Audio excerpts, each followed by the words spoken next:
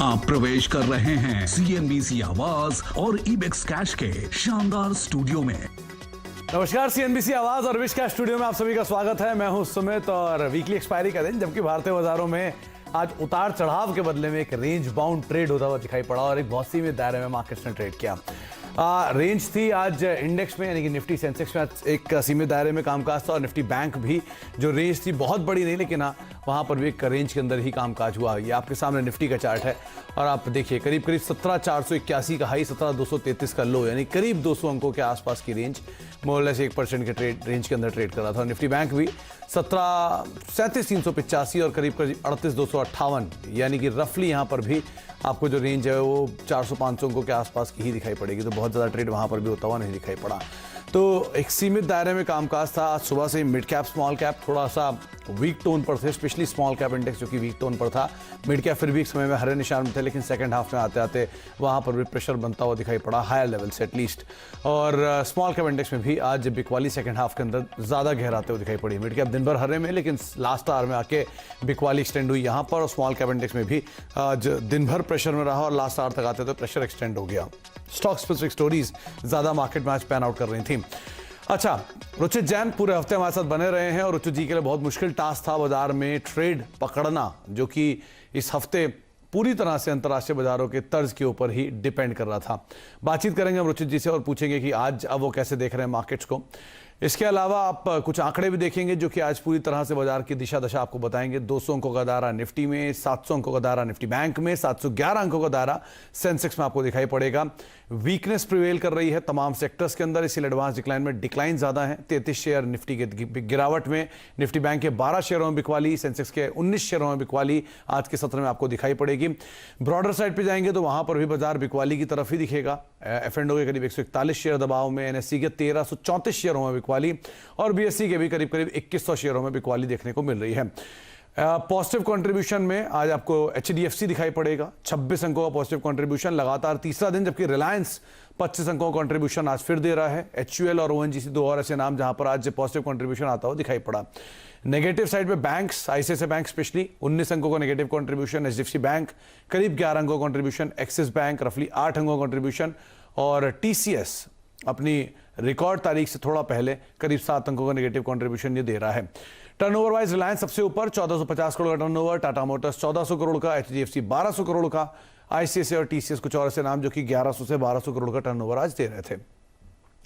इन आंकड़ों के बीच में अब बातचीत करते हैं रुचित जी से। रुचित जी नमस्कार, स्वागत है कार्यक्रम में। सबसे पहले तो बोर नहीं हुआ आज पूरे दिन बाजार में आप? कोई रेंज नहीं, कोई ट्रेड नहीं, ना कोई मूवमेंट, लैकलस्टर सा ट्रेड, कैसे ट्रेड किया जाए आपने? नमस्ते सुमित जी। सुमित जी, आज वैसे ज्यादा ट्रेड्स हुए ही नहीं है। फ्रैंकली देखेंगे तो मार्केट में निफ्टी साइड इतना मोमेंटम नहीं था। बस सेकेंड हाफ में हमने जस्ट एक बैंक निफ्टी में एक पुट ऑप्शन का बाय का रिकमेंडेशन दे के वहां पे सिर्फ एक ही ट्रेडर ऑप्शंस में करवाया था ट्रेडर्स को। बट बाकी यस, रेंज बाउंड माहौल है, लेकिन रेंज में काफी ज्यादा वॉलेटिलिटी है। इंडिया विक्स 20 के ऊपर ऑलमोस्ट 23 के आसपास चल रहा है। तो within a range higher volatility जब होती है तो शॉर्ट टर्म या इंट्राडे ट्रेडर्स के लिए सबसे डिफिकल्ट फेज होता है। तो हम भी ट्रेडर्स को यही सलाह दे रहे हैं कि ज्यादा एग्रेसिव पोजीशंस ना बनाए। कुछ लो रिस्क ट्रेड अगर मिलते हैं तो ही एग्जीक्यूट करें, अदरवाइज साइडलाइंस पे रहे कुछ 1 से 2 ट्रेडिंग सेशंस के लिए, जब तक ज्यादा क्लैरिटी नहीं आ जाती। अच्छा चले, तो जब तक क्लैरिटी ना आए तब तक आप ट्रेड ना करें, वो ज्यादा बेटर रहेगा। तो क्या माने हम, निफ्टी में कोई रेंज है, कोई ट्रेड है, या निफ्टी बैंक में कोई ट्रेड है, बाय लॉन्ग शॉर्ट किसी भी साइड पर? आई थिंक हमने ये सप्ताह की शुरुआत में भी बात की थी कि 17,100 एक मेजर हर्डल था, वो जो मंडे का करेक्शन आया था गैप डाउन के बाद, उसके बाद, और वो हर्डल पार होने के बाद में हमने एक शॉर्ट कवरिंग मूव देखी थी। तो वो जो प्रीवियस रेजिस्टेंस था 7100 का, वो डिक्लाइन पे सपोर्ट बनेगा और 17,500 एक रेजिस्टेंस बना है जहां पे टेक्निकली भी रेजिस्टेंस आ रहा है और ऑप्शन में भी डे। जी चलो, रुचित जी से संपर्क टूट गया, दोबारा बातचीत करने की कोशिश करेंगे। लेकिन ये बात सही है कि रुचित जी ने इस हफ्ते की शुरुआत में एक रेंज बताई थी कि 17,100 के आसपास अगर आपको निफ्टी मिले तो आप वहां पर लॉन्ग कर सकते हैं, और 17,450 के जोन्स के आसपास या 400 के जोन्स के आसपास अगर आपको निफ्टी तेजी में मिले तो वहां प्रॉफिट लेकर निकल सकते हैं। तो मोर और लेस बाजार उसी रेंज के अंदर ही कामकाज करता हुआ दिखाई पड़ रहा है। रुचित जी हमारे साथ जुड़ चुके हैं। रुचित जी अपनी बात पूरी करिए। जी तो 17,100 का सपोर्ट है, 17,500 का रेजिस्टेंस है, तो यहाँ पे हम एकदम बीचों बीच फंसे हुए हैं। तो मेरे हिसाब से अगर 17,100 जो सपोर्ट लेवल है उसके आसपास जाता है मार्केट, तो वहां पे रिस्क रिवॉर्ड काफी फेवरेबल बनेगा कोई कॉन्ट्रा ट्रेड लेने के लिए। तो या तो मार्केट को 17,100 के आसपास आने दे, वहां पे खरीदारी करे, अदरवाइज ये 17,500 का लेवल तोड़ने दे पहले, तो वहां पे सेकंड ऑप्शन रहेगा जो ब्रेकआउट ट्रेड रहेगा। तो मैं ज्यादा कंफर्टेबल रहूंगा अगर 17,100 के आसपास मार्केट मिलता है कल के सेशन में, कोई भी डिक्लाइन में, तो 17,100 के आसपास खरीदारी करे, फिर 17,000 के नीचे का स्टॉप लॉस रखे और फिर वापस higher end of the range है 17,450 500 वो टारगेट का प्रोजेक्शन रखे। अब बैंकिंग इंडेक्स में आज बहुत बड़ा रिलेटिव अंडर परफॉर्मेंस था, इसके लिए मेरे हिसाब से बैंक निफ्टी में वेट करे कुछ स्ट्रेंथ डेवलप होने का, उसके बाद ही ट्रेड करे। अदरवाइज तब तक आप निफ्टी में बाय डिप्स की रणनीति रखें, सपोर्ट के आसपास खरीदारी करें। निफ्टी के लिए सपोर्ट 17,100 के आसपास, वहां खरीदारी करें 17,500 ऊपर की तरफ, और बैंक निफ्टी के लिए अभी कोई जरा क्लियर कट एक जो एक तरफा चाल है या क्लियर कट कोई साइन है वो दिख जाए तो आप इसके बाद यहाँ पर कॉल ले सकते हैं। अच्छा रुचित जी, इंडिविजुअल कॉल्स पे आप कहाँ जोर लगाएंगे, कहाँ पे आप खरीदारी की राय देंगे, क्या रणनीति बनाई जाए?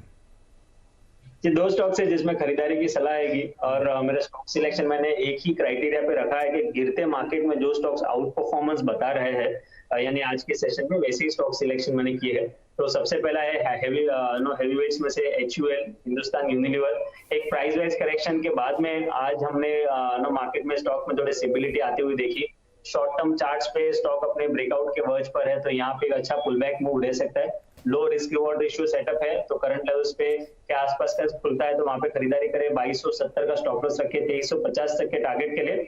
और मिड कैप स्पेस में से आइनॉक्स लीजर काफी स्ट्रेंथ बता रहा है। अब देखेंगे आज मिड कैप्स में इतने गिरावट के बावजूद ये स्टॉक में अच्छे वॉल्यूम्स के साथ में प्राइस अप हुआ है और शॉर्ट टर्म चार्ट्स में मोमेंटम अभी भी पॉजिटिव लग रहा है। तो आइनॉक्स लीजर में यहाँ पे ट्रेड लिया जा सकता है 415 416 के आसपास। 404 का स्टॉप लॉस रखे और 435 तक के शॉर्ट टर्म टारगेट से स्टॉक में एक्सपेक्ट करें। 435 तक के शॉर्ट टर्म टारगेट्स के लिए आप आइनॉक्स लीजर को देख सकते हैं। 3.5% की तेजी आज देखने को मिली। और HUL ये दूसरा नाम है जो कि आज कंट्रीब्यूट कर रहा था। इनफैक्ट आज FMCG इंडेक्स में खरीदारी थी और HUL उसका लीडर है, तो आप लीडर के साथ जाएं, ये रुचित जी का मानना है।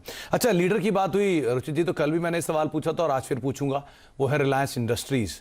लगातार तीसरा दिन इंडेक्स को तेजी में कंट्रीब्यूट कर रहा है और बाजार किसी भी करवट बैठा हो ये एटलीस्ट उसको सपोर्ट कर रहा है। और आज तो साथ साथ HDFC लिमिटेड भी आया पार्टिसिपेट करने, जहां पे बहुत ज़्यादा शॉर्ट्स हैं, तो अगर शॉर्ट कवरिंग आती है तो शायद और प्रबल होते हुए दिखाई पड़ सकती है। दोनों में क्या करें, रिलायंस इंडस्ट्रीज में भी और HDFC लिमिटेड में भी? आई थिंक दोनों ही स्टॉक्स के अगर पोजिशनल चार्ट सेटअप देखें तो दोनों सपोर्ट्स के आसपास ट्रेड कर रहे हैं। रिलायंस इंडस्ट्रीज इनफैक्ट आप देखेंगे तो मिड अक्टूबर से ही एक पहले प्राइस वाइज करेक्शन बता चुका है और अब एक टाइम वाइज करेक्शन हो रहा है, लेकिन ये पूरा करेक्टिव फेज जो हो रहा है उसके 200 दिन के मूविंग एवरेज ब्रेक नहीं कर रहा है, बार बार वहां पे आके सपोर्ट दे रहा है। तो मेरे हिसाब से जब भी नेक्स्ट लेग ऑफ मार्केट में अपट्रेंड का रिजम्पशन रहेगा तो रिलायंस इंडस्ट्रीज का बहुत बड़ा पार्टिसिपेशन या मैं कहूंगा वहां से लीडरशिप आती हुई दिख सकती है। तो दोनों ही स्टॉक्स में व्यू पॉजिटिव है, लेकिन थोड़ा समय सीमा थोड़ा समय ज्यादा देना होगा। अगर आप 1 से 2 ट्रेडिंग सेशंस के लिए ट्रेड करें तो अवॉइड करें, लेकिन अगर आप पोजिशनल पर्सपेक्टिव से खरीदारी करना चाहते हैं नेक्स्ट एटलीस्ट 1 महीने का व्यू रख के, मार्च सीरीज तक का व्यू रख के, तो रिलायंस और HDFC दोनों में करंट लेवल्स पे भी बाइंग की जा सकती है। तो आपको नजरिया थोड़ा बढ़ाना होगा। अगर नजरिया बढ़ा के आप रख रहे हैं तो आप रहिए, लेकिन अगर नियर टर्म में है तो आपको रणनीति बताई है रुचित जी ने। और ये डिस्क्लेमर भी है कि जो चैनल आप देख रहे हैं इसका प्रभुत्व और प्रबंधन जो है वो रिलायंस इंडस्ट्रीज के पास है। अच्छा, इन दोनों के बाद बैंक्स पे एक बात करनी जरूरी है। HDFC bank, ICICI bank, axis bank, IndusInd bank, ये चारों आज बैंकिंग के टॉप लूजर तो थे ही, साथ साथ इंडेक्स के भी टॉप लूजर थे। कोई साइन ऑफ कंसर्न किसी में?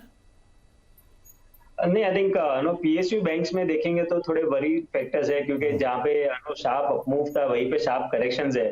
बट प्राइवेट सेक्टर बैंक्स में आज एक आध दिन का मेरे ख्याल से एक्सपायरी फैक्टर हो सकता है, जिसके कारण हमने एक थोड़े कट्स देखे हैं। बट लेकिन स्टॉक स्पेसिफिक देखेंगे तो इतने बेरिश चार्ट्स नजर नहीं आ रहे। स्पेशली HDFC बैंक है या ICICI बैंक है, ये मुझे लगता है मोर एक कंसोलिडेशन फेज ही है। लोअर लेवल से एक अच्छी खरीदारी फिर से ये स्टॉक्स में देखने मिल सकती है। तो जब भी बैंक निफ्टी में एक अच्छी स्ट्रेंथ दिखाई दे तब आप ये प्राइवेट सेक्टर बैंक्स के ऊपर फोकस शिफ्ट करें। अच्छा, तो प्राइवेट बैंक में ऐसा कोई कंसर्न नहीं है। हाँ, एक्सपायरी बेस्ड सेलिंग जो है वो थोड़ी बहुत जरूर यहाँ पर आज देखने को मिल सकती है। श्रीराम ट्रांसपोर्ट, कल M&M फाइनेंशियल में हमने बात की थी रुचित जी, जहां पे बढ़िया तेजी थी, आज थोड़ी प्रॉफिट टेकिंग वहां देखने को मिली, लेकिन आज श्रीराम ट्रांसपोर्ट लीड कर रहा था, इंडेक्स के टॉप गेनर में शुमार हुआ। क्या करें यहाँ पे? यहाँ पे खरीदारी कर सकते हैं, क्योंकि ऑलरेडी स्टॉक लगभग 1650 का हाई ये स्टॉक ने बनाया था, वहां से 1100 1150 तक का लॉस बता चुका है। मोमेंटम रीडिंग्स ओवरसोल्ड है यहाँ पे अभी। प्राइस वाइज करेक्शन मेरे हिसाब से यहाँ पे काफी कम होगा करंट लेवल से। ये स्टॉक मोमेंटम 1310 के ऊपर पकड़ेगा। तो अगर ये स्टॉक में कल के सेशन में या नेक्स्ट 1-2 दिन में कभी भी 1300 के लेवल पार होते तो उसके बाद अब ये स्टॉक में डेफिनेटली 1250 का स्टॉप लॉस रख के खरीदारी करे 1400 तक के टारगेट्स के। 1400 तक के टारगेट्स के लिए आप श्रीराम ट्रांसपोर्ट तेजी की तरफ लेकर जा सकते हैं इसे। इंश्योरेंस स्पेस में से आज आईसीआईसीआई प्रूडेंशियल करीब 2.5 से 3% चढ़कर बंद हुआ। इंडेक्स के टॉप गेनर्स में इसका भी नाम आया, और साथ साथ एचडीएफसी लाइफ ये भी लोअर लेवल से काफी स्ट्रेंथ शो कर रहा है, क्योंकि इतनी बिकवाली ऑलरेडी हो चुकी है कि यहां से अब शायद डाउनसाइड ज्यादा खुले नहीं। क्या माने इन दोनों में? दोनों ही स्टॉक्स में मेरे हिसाब से यहाँ पे खरीदारी करनी चाहिए, क्योंकि प्राइस वाइज करेक्शन ऑलरेडी हो चुका है। स्पेशली अगर आईसीआईसीआई प्रूडेंशियल में देखें तो उसके वीकली चार्ट्स के सपोर्ट्स 500 रुपए के आसपास प्लेस्ड है, और उसी के आसपास पिछले 3 ट्रेडिंग सेशन में बहुत अच्छे वॉल्यूम्स ये स्टॉक क्रिएट कर रहा है। तो यहाँ पे फिर से 550 560 तक की स्तर आपको एक पुलबैक में देखने मिल सकती है। करंट लेवल्स पे 490 का स्टॉप लॉस रखे और 550 के टारगेट्स के लिए खरीदारी करे। एचडीएफसी लाइफ में थोड़ी वॉलेटिलिटी ज्यादा रहेगी, क्योंकि स्टॉक्स में रिसेंट करेक्शन काफी शार्प था, और यहाँ पे मेरे हिसाब से 600 तक का 600 के ऊपर क्लोजिंग देना काफी ज्यादा इंपॉर्टेंट है। उसके बाद कोई रिवर्सल्स के साइंस स्टॉक में हो गए तो मैं कल, क्योंकि कल वीकली क्लोजिंग है फ्राइडे की, तो कल की क्लोजिंग का वेट करूंगा। अगर 600 के ऊपर कल क्लोज देता है तो उसके बाद कुछ बाइंग इंटरेस्ट एचडीएफसी लाइफ में लिया जा सकता है।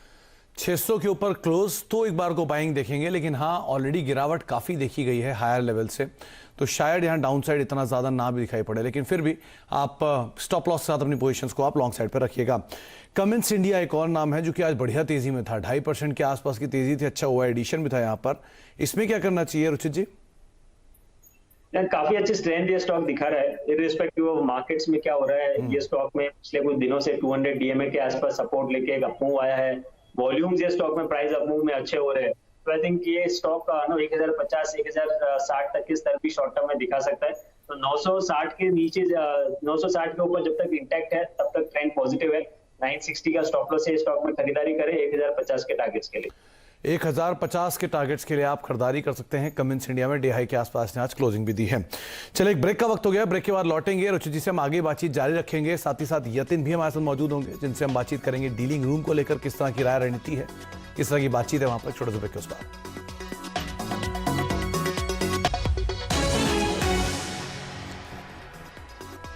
अब देख रहे हैं मार्केट टुडे। रुचित जैन हमारे साथ मौजूद हैं, जो कि बाजार पर अपनी बातचीत कर रहे हैं, अपनी राय रणनीति रख रहे हैं। रुचित का साफ कहना है कि निफ्टी बैंक में भी आप ट्रेड ना करें, लेकिन निफ्टी के लिए ब्रॉडर रेंज जो है वो 17,100 17,500 के बीच में रहेगी। आप उसी को प्ले करें, जितना नीचे मिले उतना बेहतर, जितना ऊपर आप निकल पाए उतना ज्यादा बेहतर है।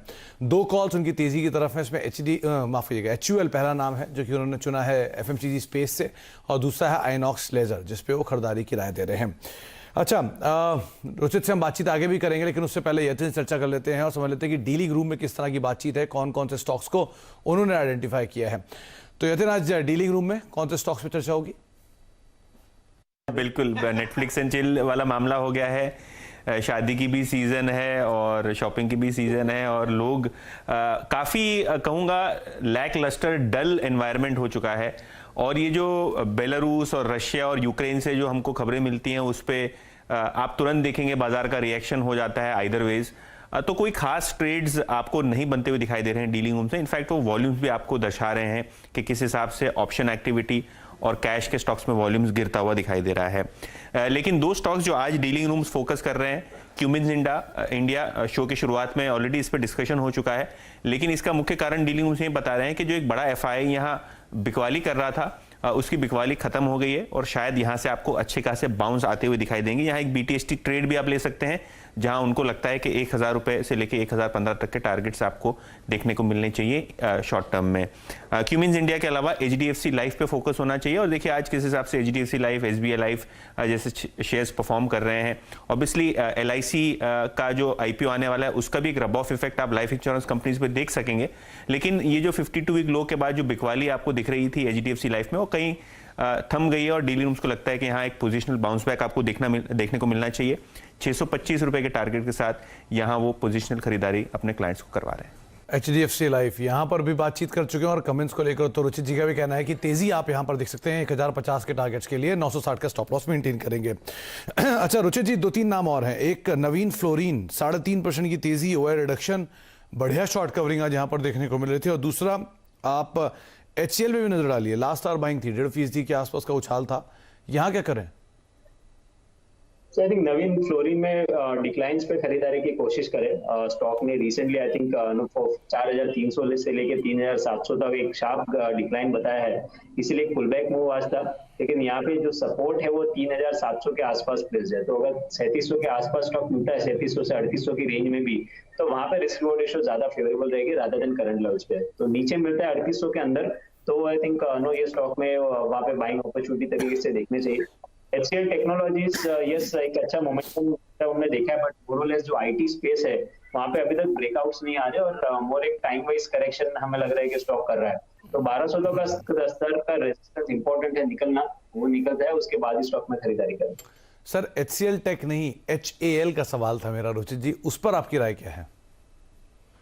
ओके, हिंदुस्तान एरोनॉटिक्स जी ओवरऑल एक अच्छे अपट्रेंड में है ये स्टॉक। हमने एक हाई टॉप हाई बॉटम का स्ट्रक्चर रिसेंटली देखा, इनफैक्ट HAL और BDL भारत डायनेमिक्स ये दोनों ही स्टॉक्स में हमने एक high top high bottom structure देखा है। प्राइस अप में अच्छे वॉल्यूम्स हुए हैं, तो आई थिंक यहाँ पे 1400 के स्तर कल अगर निकलता है तो ये स्टॉक में फिर से तेजी का रिजम्पशन हो सकता है। तो आप एक बाइंग ट्रिगर 1400 के ऊपर ये स्टॉक में रह सकता है।